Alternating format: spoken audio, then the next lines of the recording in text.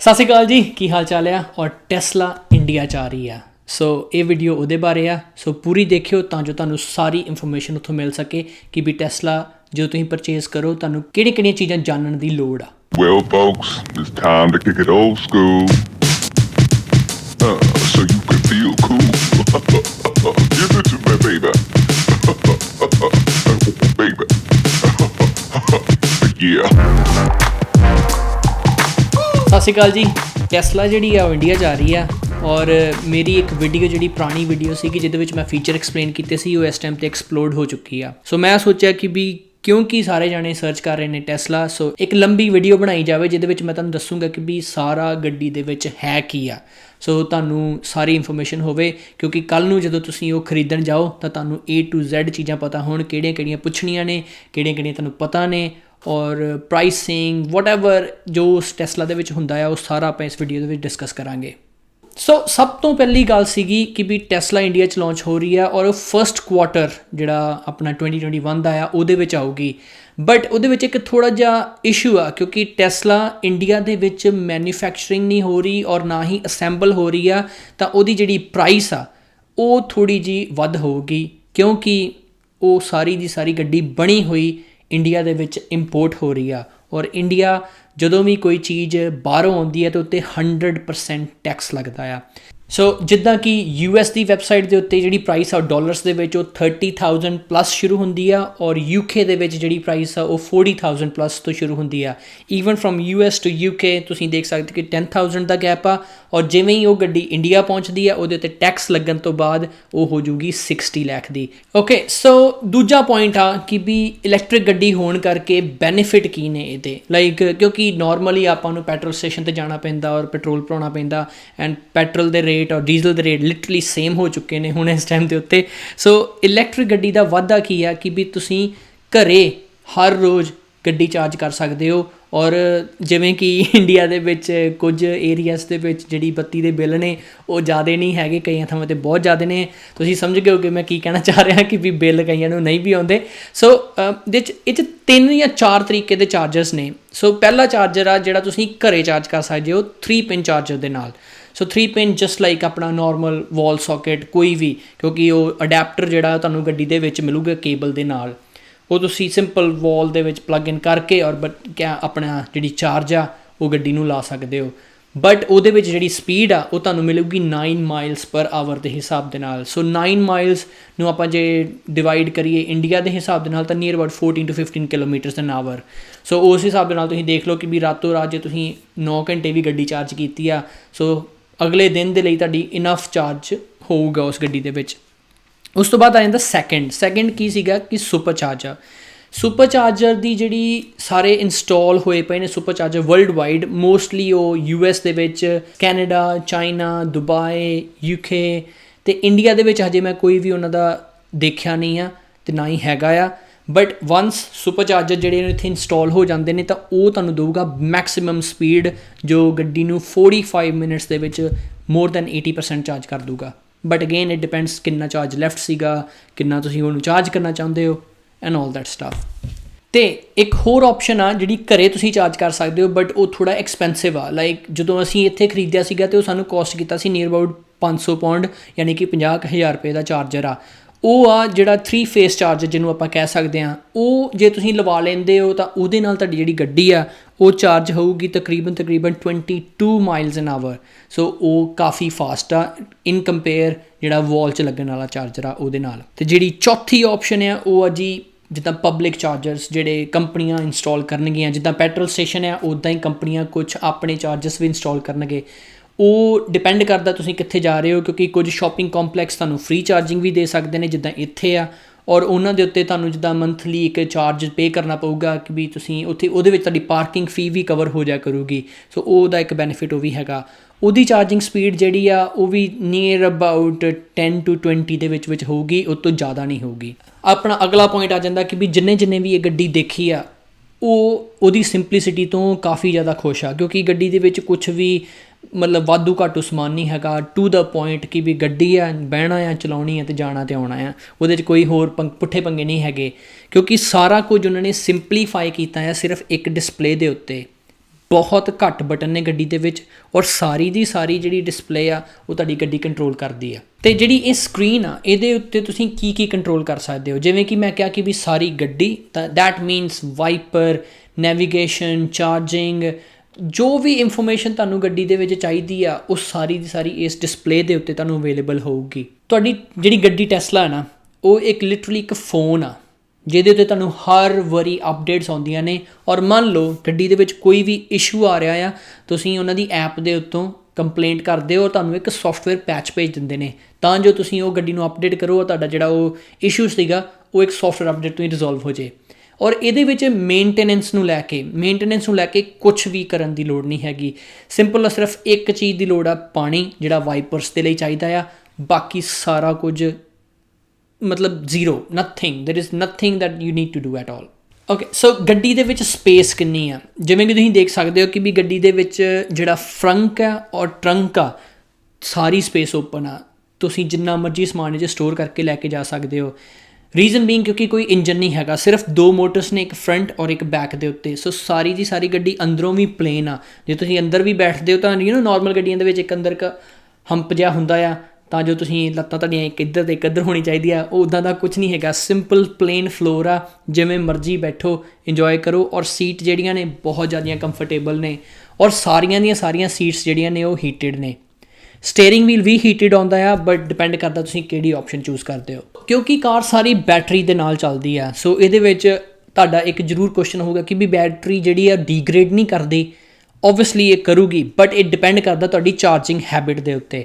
ਜਿਹੜਾ ਚਾਰਜ ਕਰਨਾ ਹੈ ਕਾਰ ਨੂੰ ਰੋਜ਼, ਤੁਸੀਂ ਕਾਰ ਇੰਟੈਲੀਜੈਂਟਲੀ ਤੁਹਾਨੂੰ ਇਹ ਦੱਸਦੀ ਹੈ ਕਿ ਵੀ ਤੁਹਾਨੂੰ ਕਿੰਨਾ ਚਾਰਜ ਕਰਨ ਦੀ ਲੋੜ ਆ। ਮੀਨਸ ਜੇ ਤੁਸੀਂ ਟਰੈਵਲ ਕਰਨਾ ਆ, ਮੰਨ ਲਓ ਦਿੱਲੀ ਜਾਣਾ ਆ, ਤਾਂ ਤੁਹਾਨੂੰ ਕਾਰ ਜਿਹੜੀ ਆ ਉਹ ਫੁੱਲ ਚਾਰਜ ਕਰਨ ਦੀ ਲੋੜ ਆ ਜੇ ਤੁਸੀਂ ਅੰਮ੍ਰਿਤਸਰ ਤੋਂ ਦਿੱਲੀ ਜਾ ਰਹੇ ਹੋ। ਬਟ ਜੇ ਤੁਹਾਡਾ ਲੋਕਲ ਟਰੈਵਲ ਆ, ਮੋਸਟਲੀ ਡੇਲੀ ਬੇਸਿਸ ਦੇ ਉੱਤੇ, ਗੱਡੀ ਦੇ ਵਿੱਚ ਮਲਟੀਪਲ ਆਪਸ਼ਨਸ ਨੇ ਕਿ ਤੁਸੀਂ ਮਿਨੀਮਮ ਲਾਈਕ 50% ਚਾਰਜ ਕਰੋ ਹਰ ਰੋਜ਼, ਔਰ 70 ਔਰ 80 ਔਰ 90 ਔਰ 100। ਸੋ ਇਹ ਡਿਪੈਂਡ ਕਰੂਗਾ ਤੁਸੀਂ ਕਿੱਥੇ ਜਾ ਰਹੇ ਹੋ ਔਰ ਕਿੰਨੀ ਗੱਡੀ ਚਾਰਜ ਕਰਨ ਦੀ ਲੋੜ ਆ। ਮੰਨ ਲਓ ਤੁਸੀਂ ਗੱਡੀ 80% ਤੋਂ ਜ਼ਿਆਦਾ ਚਾਰਜ ਨਹੀਂ ਕਰਦੇ ਹੋ, ਤਾਂ ਤੁਹਾਡੀ ਬੈਟਰੀ ਦੀ ਜਿਹੜੀ ਡੀਗ੍ਰੇਡੇਸ਼ਨ ਆ ਉਹ ਬਹੁਤ ਘੱਟ ਹੋਊਗੀ, ਤਾਂ ਜੋ ਤੁਹਾਡੀ ਬੈਟਰੀ ਜਿਹੜੀ ਉਹ ਲਾਈਫ ਲੌਂਗ ਰਵੇ। ਔਰ ਟੈਸਲਾ ਵੱਲੋਂ ਜਿਹੜੀ ਗਾਰੰਟੀ ਆ ਔਰ ਵਾਰੰਟੀ, ਇੱਕ ਹਿਸਾਬ ਦੇ ਨਾਲ ਗਾਰੰਟੀ ਆ warranty what ever it is, ਉਹ 8 ਸਾਲ ਦੀ ਦਿੰਦੇ ਨੇ ਉਹ ਬੈਟਰੀ ਦੇ ਉੱਤੇ। ਸੋ 8 ਸਾਲ ਬਹੁਤ ਲੰਬਾ ਟਾਈਮ ਆ। ਨੋਰਮਲੀ ਆਪਾਂ ਗੱਡੀ 8 ਸਾਲ ਨਹੀਂ ਚਲਾਉਂਦੇ, ਔਰ ਜੇ ਚਲਾਈਏ ਵੀ ਤਾਂ ਤੁਹਾਨੂੰ ਪਤਾ ਹੈ ਕਿ ਵੀ 4ਵੇਂ-5ਵੇਂ ਸਾਲ ਤੋਂ ਬਾਅਦ ਉੱਤੇ ਕਿੰਨੇ ਜ਼ਿਆਦਾ ਪੈਸੇ ਲੱਗਣੇ ਸ਼ੁਰੂ ਹੋ ਜਾਂਦੇ ਨੇ। ਇਹਦੇ ਵਿੱਚ ਜਿਹੜੀਆਂ ਟਾਇਰਸ ਐਂਡ ਅਲੋਏ ਵੀਲਸ ਦੀਆਂ ਜਿਹੜੀਆਂ ਆਪਸ਼ਨਸ ਨੇ ਉਹ 2 ਨੇ, ਇੱਕ ਹੈਗੇ 18 ਇੰਚ, ਇੱਕ ਹੈਗੇ 19 ਇੰਚ। 18 ਇੰਚ ਅਲੋਇਸ ਜਿਹੜੇ ਨੇ ਉਹ ਅਲੋਏ ਆ, ਬਟ ਉਹਦੇ ਉੱਤੇ ਇੱਕ ਕੈਪ ਵੀ ਚੜਿਆ ਆਉਂਦਾ ਆ ਤਾਂ ਜੋ ਤੁਹਾਨੂੰ ਰੇਂਜ ਦੇ ਵਿੱਚ ਹੈਲਪ ਕਰਦਾ ਆ। ਉਸ ਤੋਂ ਬਾਅਦ ਇੱਕ ਆਉਂਦਾ ਹੈ 19 inch that comes with alloy wheel. So ਤੁਹਾਡੇ ਕੋਲ 2 ਆਪਸ਼ਨਸ ਨੇ, ਜਿਹਦੇ ਵਿੱਚ alloy with wheel cup and alloy without any wheel cup on it, but ਉਹ 19 ਇੰਚ ਅਲੋਏ 19 ਇੰਚ ਵੀਲ ਹੋਊਗਾ। ਜਿਹੜਾ ਅੰਦਰ ਮਿਊਜ਼ਿਕ ਸਿਸਟਮ ਲੱਗਾ ਹੈ ਗੱਡੀ ਦੇ ਵਿੱਚ, ਉਹ ਇੰਨਾ ਕੁ ਜ਼ਿਆਦਾ ਘੈਂਟ ਆ ਨਾ, ਮਤਲਬ ਜਿਹਨੂੰ ਆਂਦੇ ਪੰਜਾਬੀ 'ਚ ਘੈਂਟ ਆ, ਕਿ ਵੀ ਤੁਹਾਨੂੰ ਥਰਡ ਪਾਰਟੀ ਸਬ ਵੂਫਰ ਵਗੈਰਾ ਰਖਾਉਣ ਦੀ ਵੀ ਲੋੜ ਨਹੀਂ ਹੈਗੀ, ਕਿਉਂਕਿ ਗੱਡੀ ਦੇ ਵਿੱਚ ਆਈ ਥਿੰਕ 8 ਤੋਂ 9 ਸਪੀਕਰ ਐਂਡ ਸਬ ਵੂਫਰ ਲੱਗੇ ਹੋਏ ਨੇ। ਸੋ ਤੁਸੀਂ ਉੱਥੋਂ ਅੰਦਾਜ਼ਾ ਲਾ ਸਕਦੇ ਹੋ ਕਿ ਵੀ ਉਹ 'ਚ ਕਿੰਨੀ ਜ਼ਿਆਦਾ ਸਾਊਂਡ ਕੁਆਲਿਟੀ ਹੋਊਗੀ। ਕਿਉਂਕਿ YouTube ਦੇ ਉੱਤੇ ਆਈ ਕਾਂਟ ਸ਼ੋ ਕਿ ਵੀ ਉਹਦੀ ਕੁਆਲਿਟੀ ਕਿੱਦਾਂ ਦੀ ਆ, ਤੁਹਾਨੂੰ ਉੱਥੇ ਇਨ ਪਰਸਨ ਹੋਣਾ ਜ਼ਰੂਰੀ ਆ, ਬਟ ਮਾਰਕ ਮਾਈ ਵਰਡਸ ਬਹੁਤ ਸੋਹਣੀ ਸਾਊਂਡ ਕੁਆਲਿਟੀ ਆ, ਤੁਸੀਂ ਮਿਸ ਨਹੀਂ ਕਰੋਗੇ ਕੋਈ ਵੀ ਸਬ ਵੂਫਰ ਵਗੈਰਾ ਰਖਾਉਣ ਦੀ ਗੱਡੀ ਦੇ ਵਿੱਚ। ਔਰ ਗੱਡੀ ਦੇ ਵਿੱਚ ਤੁਹਾਨੂੰ ਇੱਕ 4G sim as a standard ਮਿਲਦੀ ਆ, ਬਟ ਹੋ ਸਕਦਾ ਹੈ ਕਿ ਵੀ ਉਹ ਥੋੜ੍ਹੇ ਚਿਰ ਬਾਅਦ ਤੁਹਾਨੂੰ ਪੇ ਕਰਨਾ ਪਵੇ, ਡਿਪੈਂਡ ਕਰਦਾ ਹੈ ਕਿ ਵੀ ਕਿਹੜੇ ਆਫਰ ਦੇ ਵਿੱਚ ਤੁਸੀਂ ਗੱਡੀ ਲਈ ਸੀਗੀ।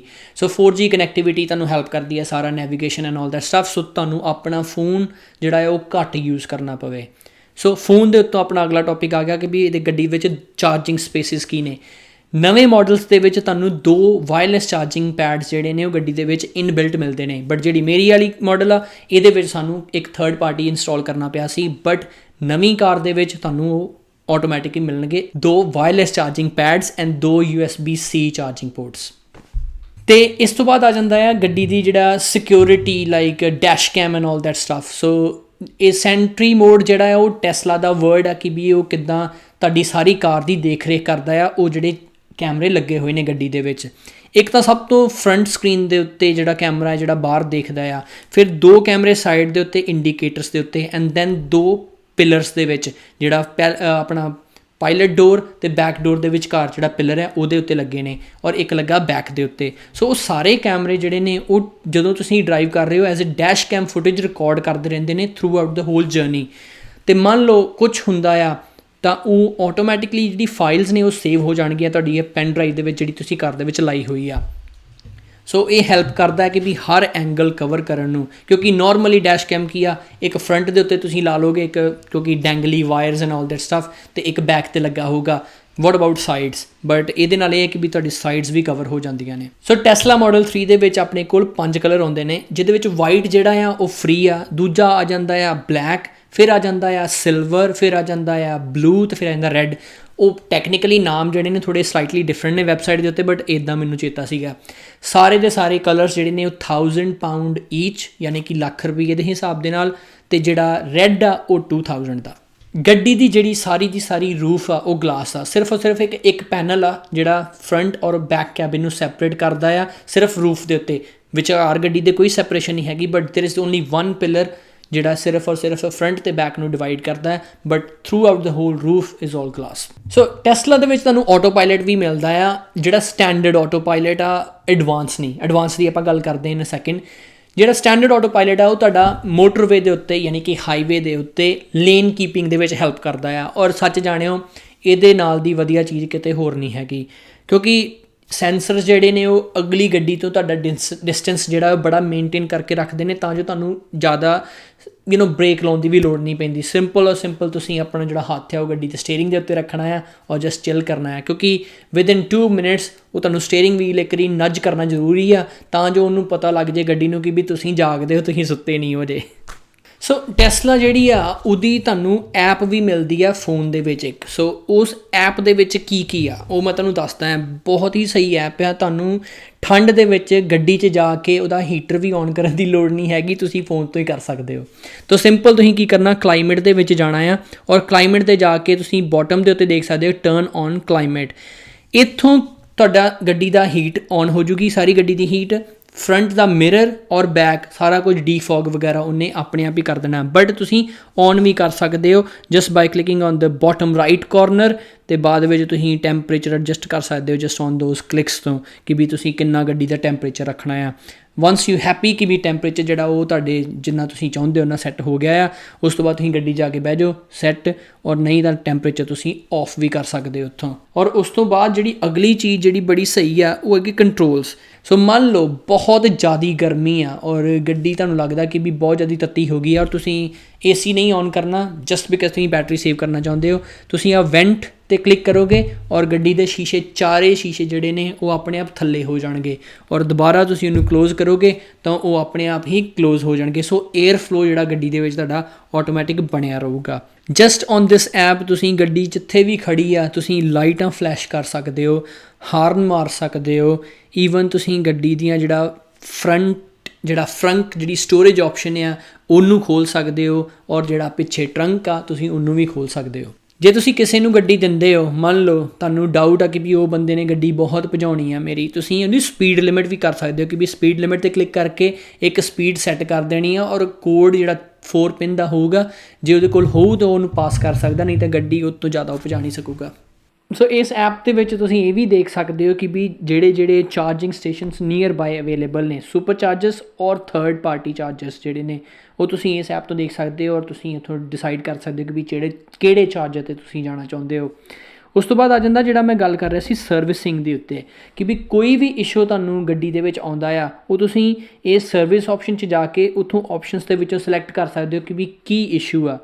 ਹੋ ਸਕਦਾ ਕਿ ਵੀ ਉਹ ਇਸ਼ੂ ਜਿਹੜਾ ਹੈ ਉਹ ਸੌਫਟਵੇਅਰ ਅਪਡੇਟ ਦੇ ਨਾਲ ਰਿਜ਼ੋਲਵ ਹੋ ਸਕਦਾ ਹੋਵੇ, ਤਾਂ ਉਹ ਤੁਹਾਨੂੰ ਇੱਕ ਸੌਫਟਵੇਅਰ ਅਪਡੇਟ ਦਾ ਪੈਚ ਭੇਜਣਗੇ, ਉਹ ਤੁਸੀਂ ਇੰਸਟਾਲ ਕਰੋ ਤਾਂ ਗੱਡੀ ਬ੍ਰੈਂਡ ਨਿਊ ਅਗੇਨ। ਜੇ ਨਹੀਂ ਤਾਂ ਤੁਸੀਂ ਉਹ ਏਜੰਸੀ ਦੇ ਵਿੱਚ ਤੁਹਾਨੂੰ ਜਾਣਾ ਪਊਗਾ ਅਤੇ ਉਹ ਅਪੋਇੰਟਮੈਂਟ ਆਪਣੇ ਆਪ ਤੁਹਾਡੀ ਬੁੱਕ ਕਰਕੇ ਦੇਣਗੇ ਤੁਹਾਨੂੰ। ਸੋ ਜੇ ਤੁਹਾਨੂੰ ਗੱਡੀ ਹੁਣ ਤੱਕ ਚੰਗੀ ਲੱਗ ਰਹੀ ਆ ਔਰ ਜੇ ਤੁਸੀਂ ਇਸ ਵੀਡੀਓ 'ਤੇ ਲਿੰਕ 'ਤੇ ਕਲਿੱਕ ਕੀਤਾ ਤਾਂ ਦੈਟ ਮੀਨਸ ਤੁਸੀਂ ਰੀਅਲੀ ਇੰਟਰਸਟਿਡ ਹੋ ਟੈਸਲਾ ਦੇ ਵਿੱਚ। ਸੋ ਡਿਸਕ੍ਰਿਪਸ਼ਨ ਦੇ ਵਿੱਚ ਇੱਕ ਮੈਂ ਲਿੰਕ ਦਿੱਤਾ ਹੋਇਆ ਆ ਜਿਹਨੂੰ ਕਹਿ ਦਿੰਦੇ ਨੇ ਟੈਸਲਾ ਰੈਫਰਲ ਥਿੰਗ। ਸੋ ਉਸ ਰੈਫਰਲ ਦੇ ਉੱਤੇ ਤੁਸੀਂ ਕਲਿੱਕ ਕਰਦੇ ਹੋ ਜਦੋਂ ਤਾਂ ਗੱਡੀ ਬੁੱਕ ਕਰਦੇ ਹੋ ਤਾਂ ਤੁਹਾਨੂੰ 1000 ਮਾਈਲ ਜਿਹੜੇ ਨੇ ਸੁਪਰ ਚਾਰਜਿੰਗ ਦੇ ਫ੍ਰੀ ਮਿਲਦੇ ਨੇ, ਔਰ that's really good option rather then paying for it. So make sure ਤੁਸੀਂ ਉਹ ਲਿੰਕ ਜ਼ਰੂਰ ਚੈੱਕ ਕਰਿਓ। ਐਂਡ ਜੇ ਤੁਹਾਨੂੰ ਇਹ ਵੀਡੀਓ ਬਹੁਤ ਪਸੰਦ ਆਈ ਆ ਤਾਂ please like comment and share ਜ਼ਰੂਰ ਕਰਿਓ, ਕਿਉਂਕਿ ਇਹਦੇ ਨਾਲ ਚੈਨਲ ਜਿਹੜਾ ਆ ਉਹ ਗਰੋ ਕਰਦਾ ਹੈ ਔਰ ਐਲਗੋਰਿਦਮ ਦੇ ਨਾਲ ਸਾਡੀ ਥੋੜੀ ਹੈਲਪ ਹੋ ਜਾਂਦੀ ਆ। So like comment and share ਜ਼ਰੂਰ ਕਰਿਓ and love you all, take care and ਸਤਿ ਸ਼੍ਰੀ ਅਕਾਲ ਜੀ।